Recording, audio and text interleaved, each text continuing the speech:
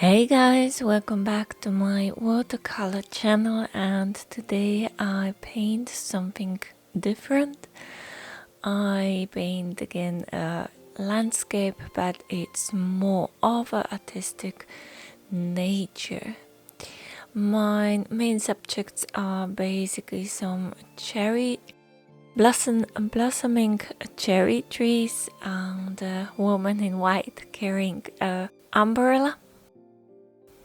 But thought I try myself a little bit of a different challenge.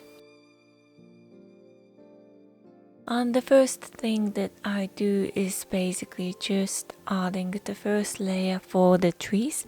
So mostly I work with some opera pink, but then I mix it as well with some ultramarine blue. So it gives a very nice purple color, which fits well with the darker areas of the tree.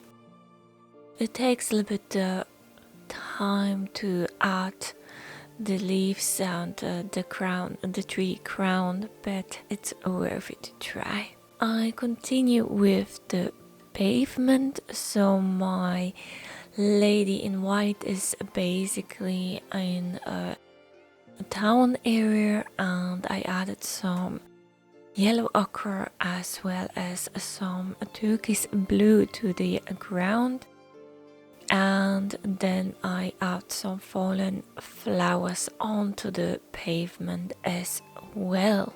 And then I continue with the street. So I add a much darker purple, where I added some indigo blue, and it's mixing nicely together. As well as here I add more of the light pink opera pink to the ground. I continue with a door. So I kind of mixed my own brown out of ultramarine blue as well as some cadmium red and deep yellow. And here also you can see the deep yellow shining through. As a matter of fact, I haven't been wetting the paper before. And then I thought it would fit nicely to add a very strong green. So as I used before turquoise blue, I thought something more of a different green would fit better the painting, and I added some of a viridian green. I proceed the same way with the window on the right side, and then spreading the paint nicely. Then I wait till everything has dried, and I continue with the background. So I just add a pure turquoise blue there, and it's quite important to prepare a lot of paint. As later I learned that I did not have that amounts. I had to add more and more, and that of course in the meanwhile the paper dries. This painting is basically kind of a little bit out of my head, so it's more of an imaginary scenery here. This is why it's more different, because I did not have a reference picture to orientate on, which makes it quite a challenge. Maybe, as you know, if you have tried to paint from your head what you imagined a painting should look like. I did prepare a sketch before, but of course, meanwhile it kind of changes, especially when you start painting. I continue to add a little bit of turquoise blue then underneath the window, and adding a bit of a structure to the wall, as it takes quite a lot of area there. I see adding about 4.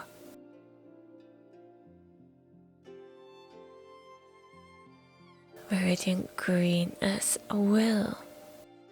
And then I continue with the left side. So just adding here a bit as well of turquoise blue, and while the trunk of the tree remains at the moment unpainted, and then emphasizing the sides of the door frame.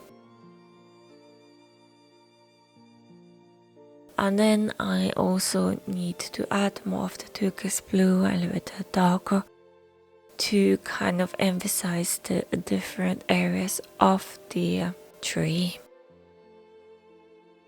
So it's kind of like that the wall is lurking from behind, and also feeling a bit of the wider areas that I have left. So it's kind of gives a better idea of a tree form. A little bit here and there, adding more of the turquoise blue.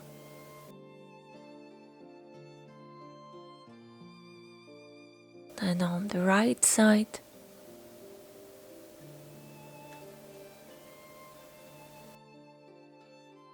and in between.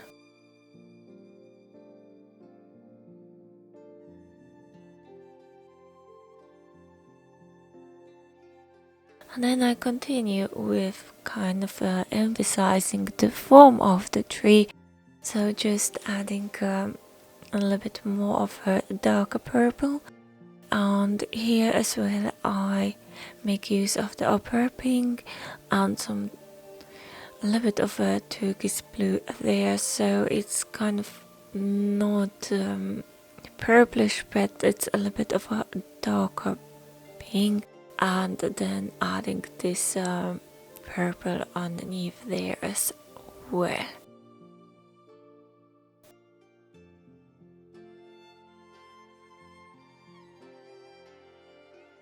I think trees are quite challenging to paint, as well as making them more three-dimensional, especially if you don't really have a reference picture.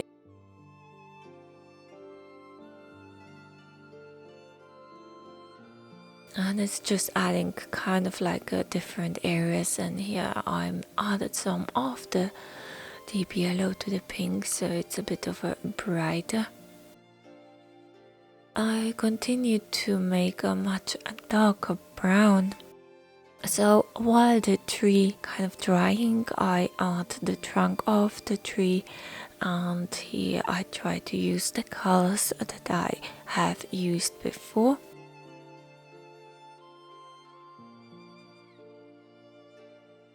And then taking off a little bit of the paint, so it's a bit of a difference between darker and lighter areas, as well as continuing with the door frame. And here I have a much lighter green, so adding some of the lemon yellow to the turquoise mixture, and emphasizing the frame of the window as well as of the door. But as well, while the paint is still wet, or while the paper is still wet, adding darker areas. I continue with the ground, so here I added more of the yellow ochre, and I try to emphasize some of the fallen leaves on the ground.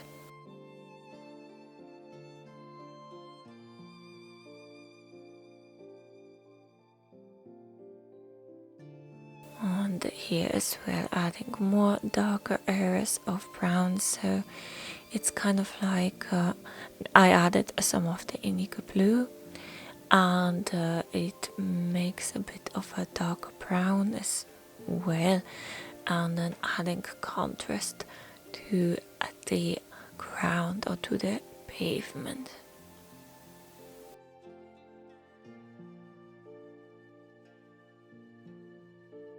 I vary a little bit between those areas with different colors of browns and blues. It appears that it has been raining beforehand, so it kind of explains the woman with the white umbrella.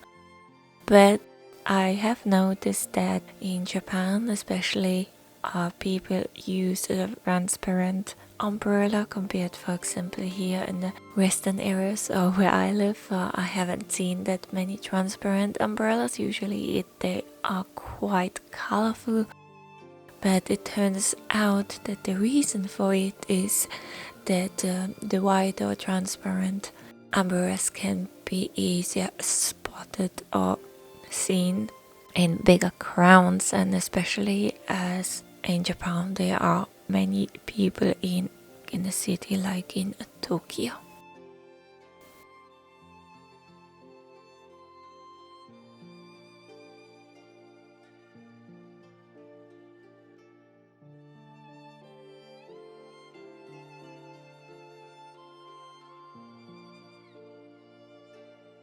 I continue now with my figure. So she is wearing a dress. I wanted to keep it relatively light so she's a bit standing out from the wall, but I do use some of the ultramarine blue as well as a turquoise blue, and I try to add some of the foam to the dress. I will add later as well some of shadows, so it's much easier that she's not really kind of like leaning on the wall, so easier to be spotted. I added the hair and I added where I'm working on the umbrella. I add some blue colors. As it is transparent, it kind of reflects the light from the wall. And then I kind of add some color to the face and hand. So it is basically a mixture out of ultramarine blue, deep yellow and red, and it's to the point that it makes a really nice, very very light skin color. After everything has dried, I continue to add much stronger contrast to the painting. So just adding a very, very strong green, and then I continue as well adding some structure to the door. So there are some panels that are much stronger in brown, and it gives a little bit of a contrast there as well.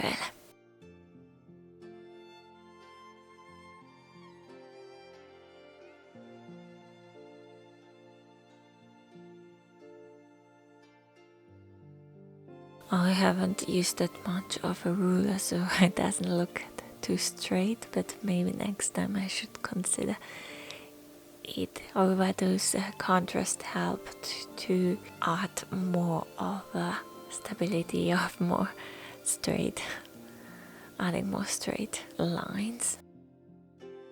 Here continue with the window, as well as with the listing on the window frame.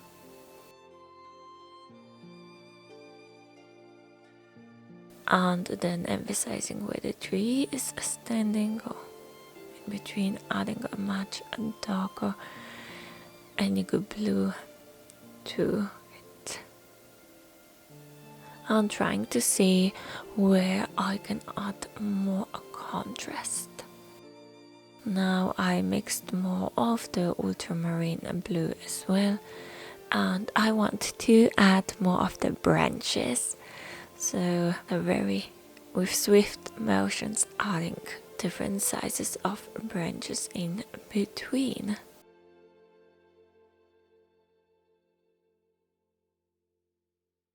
Now you can see why I have left some of the areas just for the turquoise blue, so that the wool shines through, so it kind of gives a nice structure where I can add the branches as well, and they give a very, very nice contrast.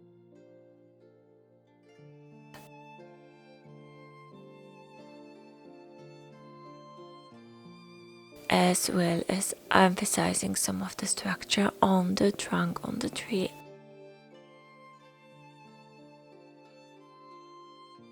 Adding more here to the umbrella and some light cherry blossoms underneath the windows.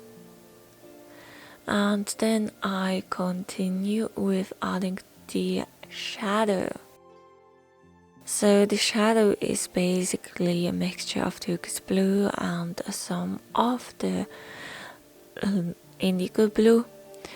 It's more of a greenish color. I thought it would fit much better with the frame and the wool, as well as it gives a nice contrast to the pavement. I add here as well more to the areas where the wool is, so it kind of gives more shadows to the tree.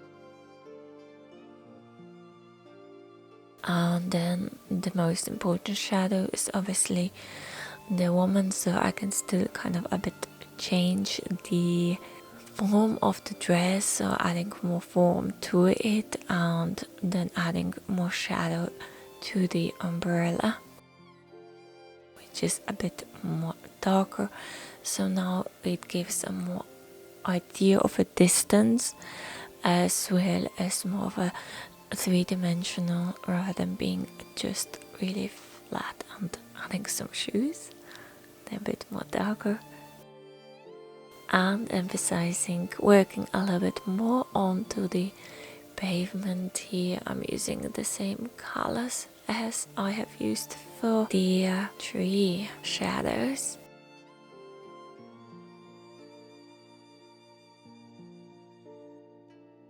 At this point I was not sure should I keep it, because now it feels a little bit crowded onto the pavement. So let's see how we proceed.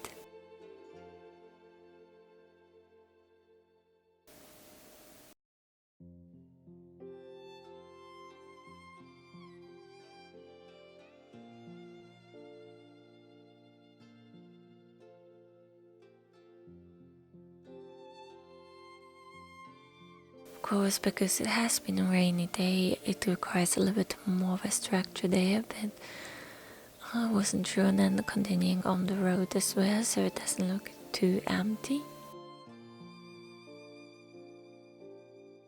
And then adding more shadow underneath the main trees onto the door.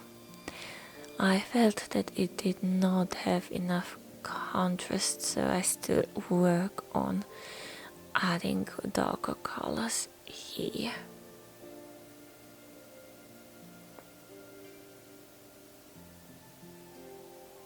And then more of the branches on the one branch which is underneath the window.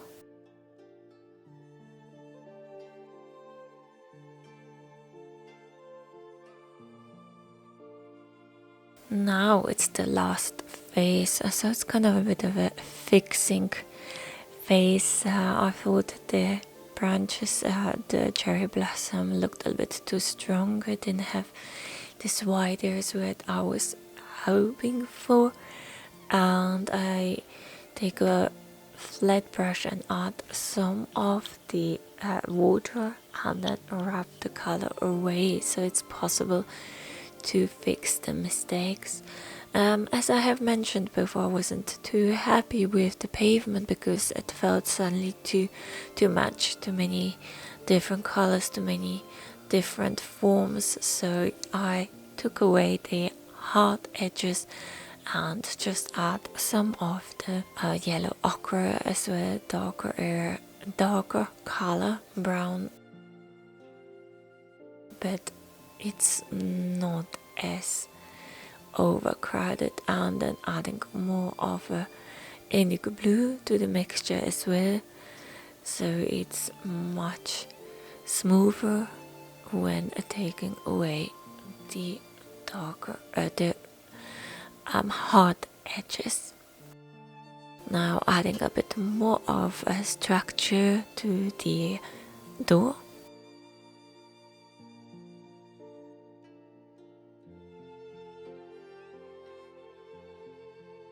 So there's a bit more of a shadow and it's not as flat.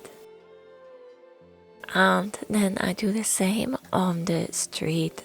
So I thought it's a bit too much of a hard edges here, and I take it off with some kitchen paper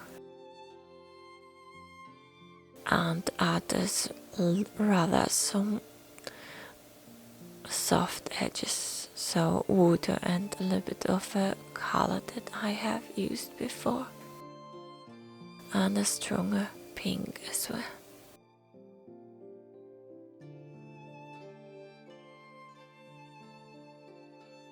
But that's basically it. Thank you for watching, and I hope you liked it, and remember to subscribe. Bye.